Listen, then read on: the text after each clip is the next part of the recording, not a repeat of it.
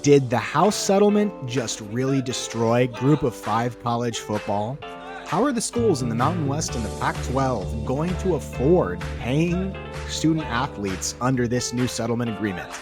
Also, the Pac-12 announces that its members have signed a grant of rights. This is the Let's Run podcast.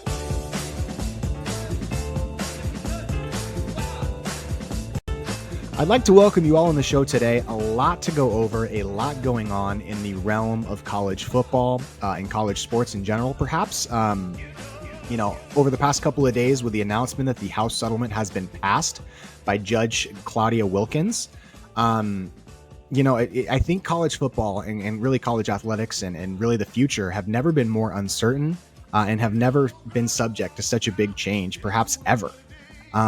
Essentially, the purpose of today's show is to break down the House settlement, not from the perspective of your big schools like Ohio State, like Alabama, but from the Group of 5 perspective. What does this mean for schools in the Mountain West, the Pac-12, heck, even the American? What does it mean for their budgets? What does it mean for their costs? How are schools going to survive this? What exactly is going to be charged to these schools? And what are they going to be financially responsible for? That is what we will talk about today on the show. But first, if you are not subscribed, please like and subscribe to the YouTube channel. If you're listening on one of the podcast forums, please leave a good 5-star review.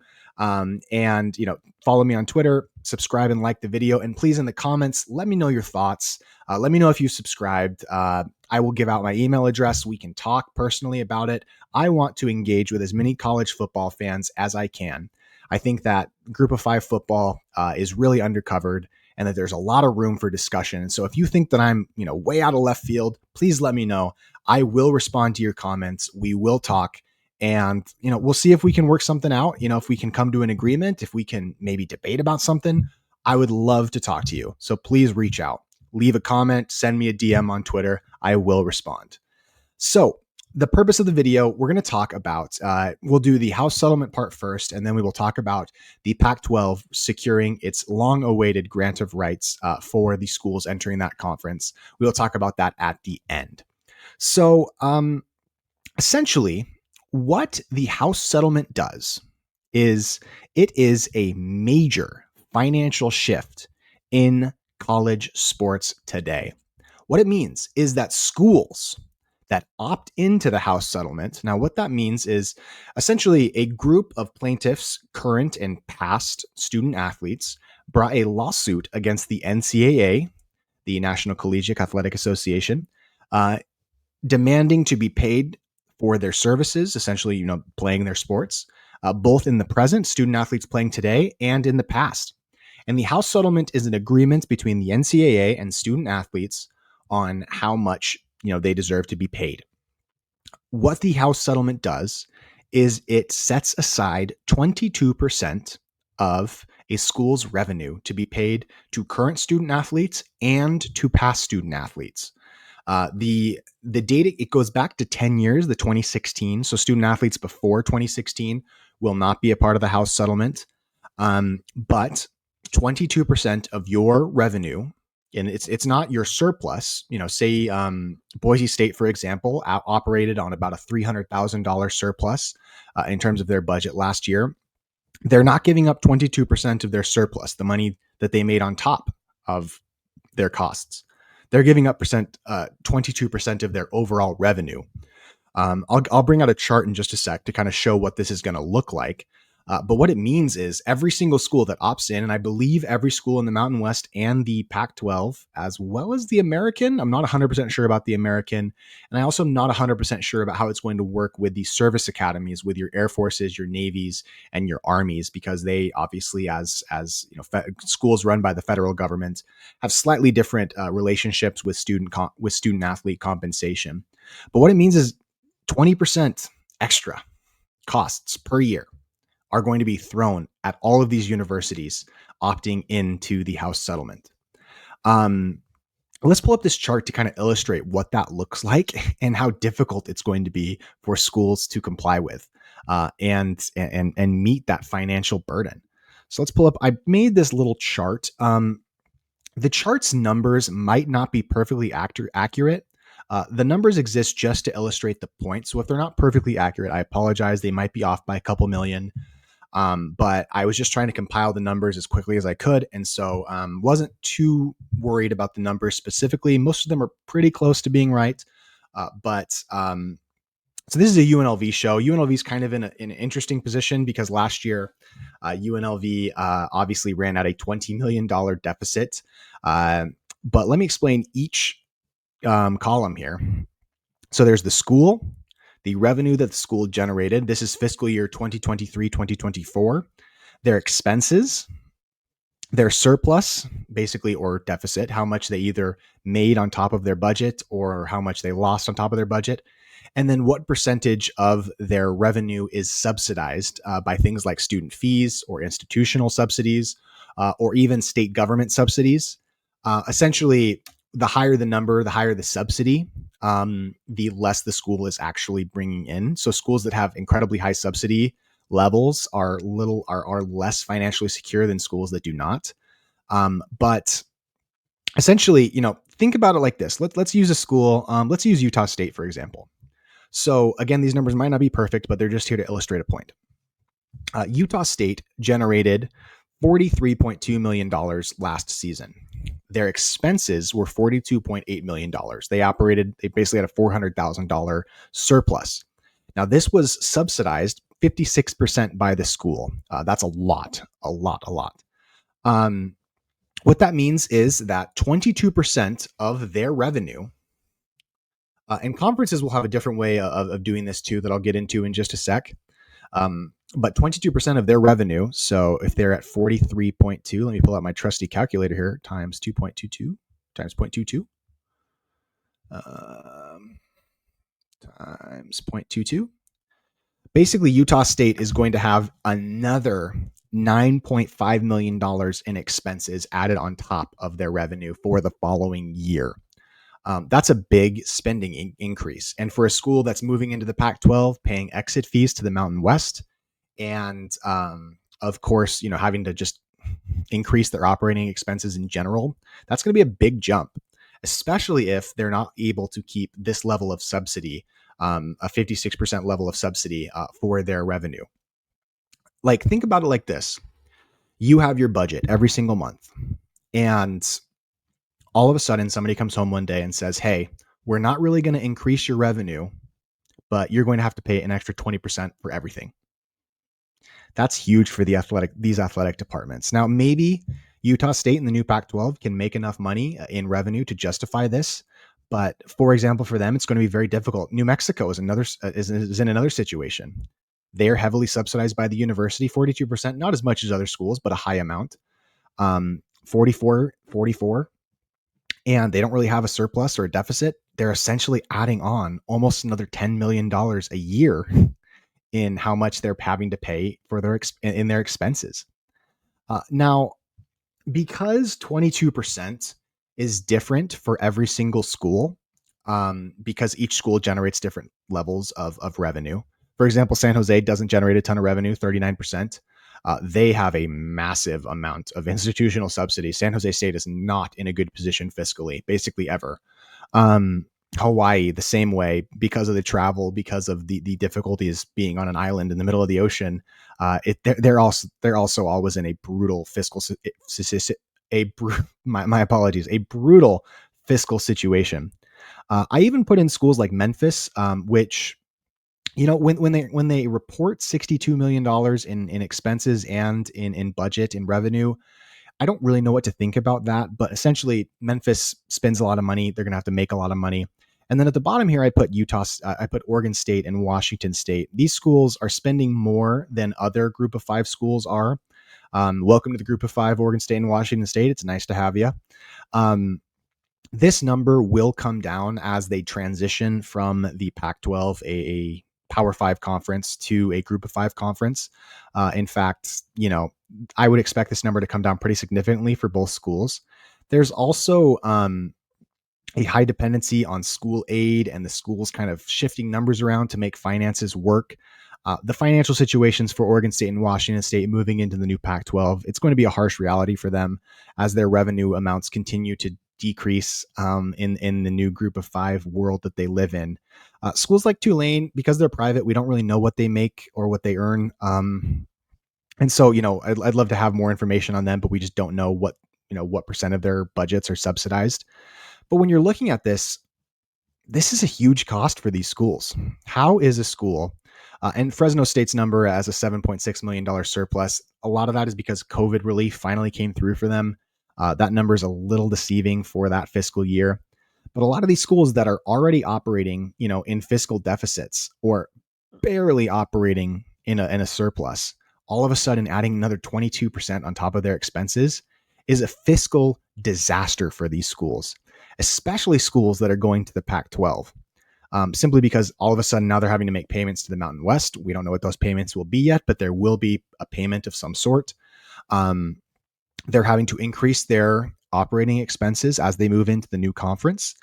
The Pac-12, they have to broadcast their own games. I'm not 100% sure how that's going to relate with their operating expenses, but it could be a big deal. And essentially, it's a financial squeeze for every single school in the Group of Five. It's not limited to the Mountain West. It's not limited to the Pac-12. The American schools, I only included Memphis and Tulane here, but the American schools are going to be under a lot of the same stress.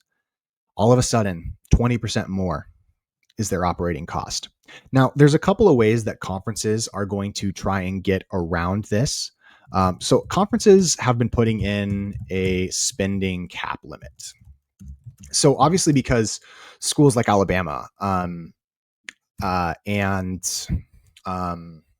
Ohio State's and Ole Miss and Georgia, those schools generate a ton more than 250 million in revenue compared to the 50 or 60 million that Group of Five schools are generating. So what a lot of these conferences are doing, and the Pac-12 and the Mountain West will both be doing this as well, is they're setting spending limits, basically a cap like professional sports. What this means is schools in power conferences, they'll be capped at spending $25 billion on their roster. Hopefully, we don't see a ton of under the table deals by the schools that have a lot of money to try and compensate, because now schools like Alabama and Georgia will technically only be allowed to pay the exact same amount as each other, two players. But I would expect there to be some pretty shady stuff going on at the higher levels of college sports. And, that 22% cap number, about 80 to 90% of it nationwide is going to be going to male basketball and football, with the other 10 to 15% going to the rest of the sports, women's sports, basically non-money making sports. Men's basketball and football are the only revenue generating sports generally in college athletics. And therefore, there's going to be a lot of legal challenges under this system. You're going to see a lot of female athletes being like, hey, you're discriminating against us. You're paying these male athletes 8 to 10 times more than you're paying us. That's not fair. We're athletes at the school too. We put in just as many hours. Why should they get to earn more? And you're going to see legal challenges on that fact a lot across the country. And I think the NCAA, despite this House settlement, is going to be in a very legally precarious position, one that I would not envy them in.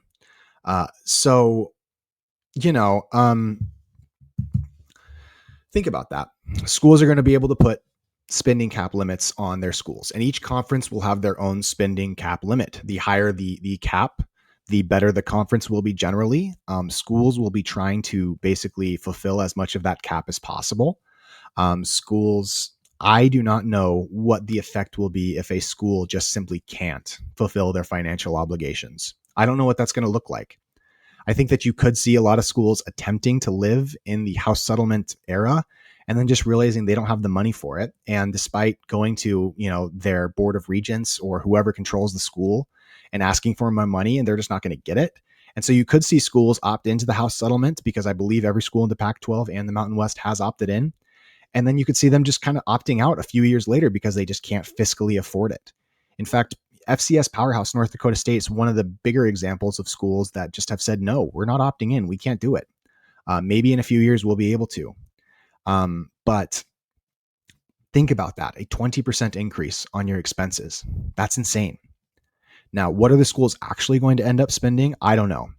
Will some of the money that has gone towards NIL collectives, because this is meant to replace the NIL system, which I think is great. I think the NIL system absolutely needs to go away. Will the money that was going towards NIL just end up going towards athletic departments now? Yeah. How is that money going to be dispersed? Nobody really knows. And so again, like I said earlier, I think that when you put the financial uncertainty of this house settlement situation into perspective, a school that was already operating at a huge deficit because of the huge financial investment that UNLV has been making in football just couldn't afford to go to the Pac-12. They couldn't afford to take that risk when the Pac-12 didn't have a media deal, when the Pac-12 didn't know who its membership was going to be. And while I still disagree with the decision, it kind of puts that decision into context more. And ultimately, what will schools in the new Mountain West be allowed to spend on rosters? I hope and think that UNLV is going to be at the top of that list. I think UNLV will have a lot more money than any other school in the Pac-12, in the Mountain West. Sorry. In the Pac-12, what are those numbers going to look like? I don't know. There have been some pretty creative solutions that schools have come up with to try and basically fix this money flow issue. Boise State, for example, today announced that they are looking into private equity. Now, what private equity means is you bring in an investing firm.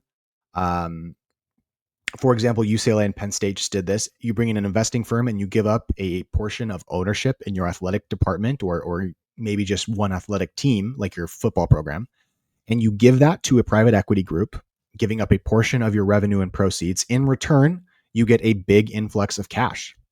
I think that group of 5 schools that want to make a transition to a Power 5 level, which UNLV is obviously one of those schools that wants to, whether they will, of course, that's to be seen. And nobody's going to really know if that's possible for years. It's not possible right now, that's for sure. But schools like Boise State, UNLV, San Diego State that want to make jumps to Power 5 and think that they can in their heads, they might have to use private equity because they just don't have the cash flow right now to afford paying student athletes at the level that they're going to need to have to pay them. And it's a financial disaster for Group of 5 schools, this settlement. It's a financial, unmitigated disaster for a Group of 5 schools. It really is. What are these students employees? Well, right now they're listed as independent contractors, that just receive payments from the school as independent contractors. But will students want to be labeled as independent contractors forever? No. I think, and apparently Greg Sankey, the president of the SEC, the Southeastern Conference, is playing golf with Donald Trump pretty soon. And there has been a big push from people all around college sports to get federal legislation on the topic so that we can provide more clarity with the rules, because the House settlement as it is right now is financially destructive for Group of 5 football. And it's going to be an unmitigated disaster unless something changes. UNLV is not in a position even right now, even with that huge influx of cash supposedly that we're getting from the Pac-12. It's going to be really difficult to fulfill the obligations under the House settlement. Now, UNLV is doing everything it can to try and raise money, and football's actually done a really good job of expanding its donor base, of getting more money, influx of cash into the program. But you have to think lower level schools in the Mountain West, your UTEPs, your New Mexico's. In terms of football, obviously, New Mexico's got an excellent basketball program. Your UTEPs, your New Mexico's, even Reno, whose football program is really struggling right now. How is this going to work for them? I don't know. It's a lot of uncertainty. Throwing 20% on top of your expenses is just insane. And I don't think, obviously, nobody really thinks that they're going to be able to pull 20% off. But how much are these schools going to be able to pull off? Nobody knows. But that is essentially the House settlement in terms. And not all of this payment, again, is going directly to football players. It's also going to past student athletes. And how that money is being distributed, I believe, is just done school by school. And so the schools themselves are going to decide that. Could New Mexico take a larger percentage of its money and pour it into basketball? You could totally do that. But again, there's going to be a cap that each conference is going to set how much each school can spend on its athletics per year. And I don't think that the conferences are going to have a super high incentive to keep that cap low. Schools will probably want to be able, if they can raise the money, to spend more money. But how that's going to turn out, I just don't know. So that's kind of the House settlement right now. It's a bleak picture for every single group of five school, and for honestly, for most Power Five schools. At least half Power Five schools are going to be in really financially strenuous situations. And we'll see how it works out. I think congressional action is needed. We'll see if President Trump or if the leadership in the SEC, the Big Ten, the power conferences, the Group of Five conferences, if they can band together and say we need congressional action here, maybe it'll happen. Maybe it'll happen. But I think we're just in for a really tenuous, turbulent 6 to 8 years for college athletics. We're in for a very crazy 6 to 8 years for college athletics.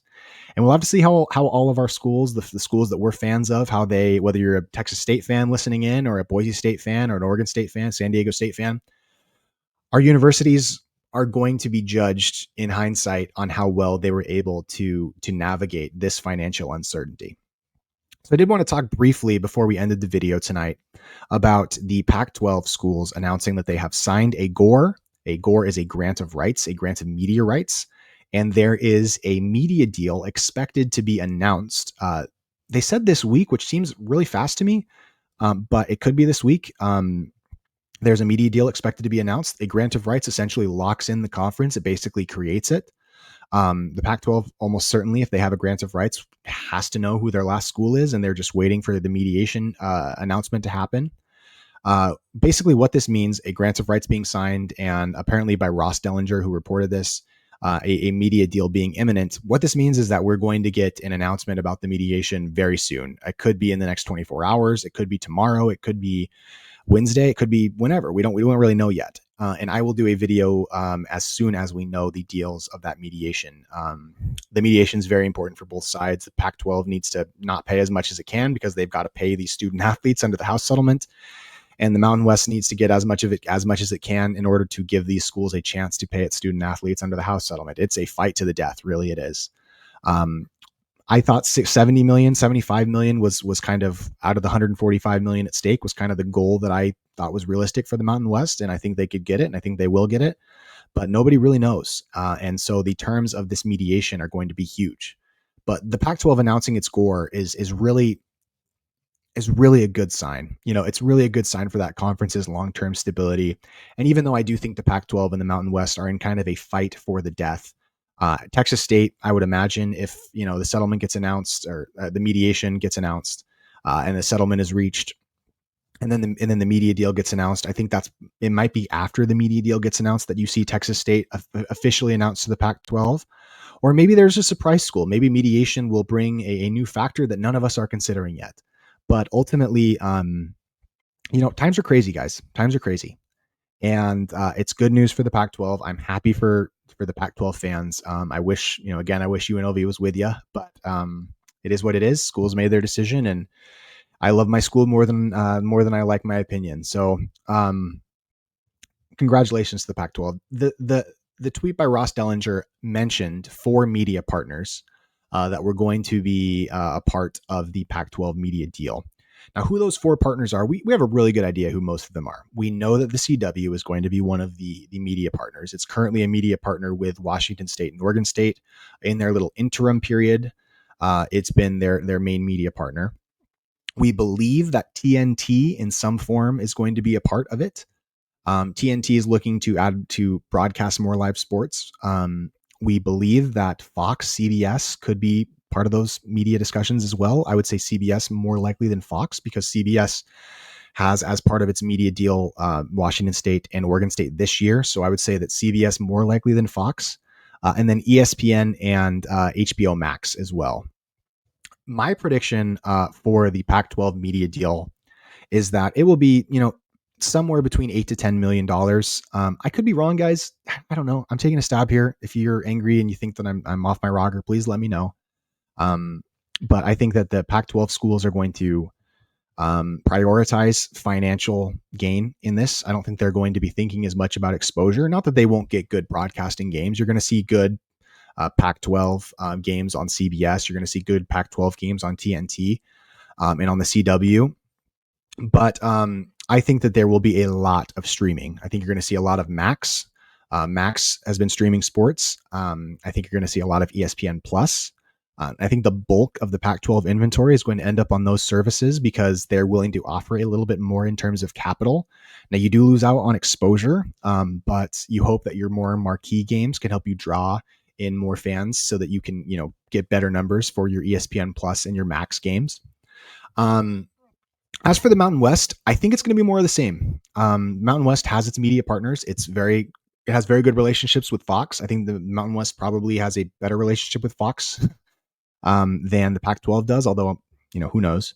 The Mountain West obviously still maintains its very close relationship with CBS. I think you're going to see a lot of Mountain West games continue to be broadcast on CBS Sports.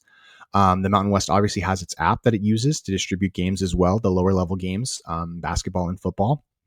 And so the Mountain West, from what I understand, is prioritizing exposure. It is saying to media companies that, hey, we're not going to charge you that much to broadcast our games. We're cheaper than the Pac 12 is. We're going to offer you inventory on a good time slot for a good price. And so, therefore, you might see more. I'm just saying you might. I know there might be some people that are upset about this, but you might see more Mountain West games televised than Pac 12 games because the Pac 12 games are prioritizing money and the streaming services often are able to offer more liquid cash to these schools than the TV partners are. I think that you're going to see a lot of Mountain West games on CBS Sports. I think it's going to be a value proposition from the Mountain West. And the Pac 12, I think you're going to see a lot of streaming. But their top marquee games, the Apple Cup, some Boise State matchups, would still probably be mainline, CBS style games and TNT games and on the CW, of course. And so that's kind of how I'm feeling about it right now. I feel good for the Pac. That's a good sign. While I do think this is a fight to the death between these conferences, I'm not happy about either conference struggling or suffering. I would just say, I've been incredibly harsh on the school. And in times of such crazy uncertainty in college sports, maybe it's good to take a step back, take a deep breath and say, okay, if the Pac-12 doesn't get the Memphis and Tulane thing that they've been dreaming about for so long, take a step back and say, okay, these are crazy times. Things are going to change. It's going to take a decade before college sports kind of settles into where it should be. And that's got to be okay. That's got to be okay. Schools aren't going to act perfectly. Schools are doing the best they can, trying to navigate these uncertain waters. And financially, I hope that Group of Five football survives. I really do.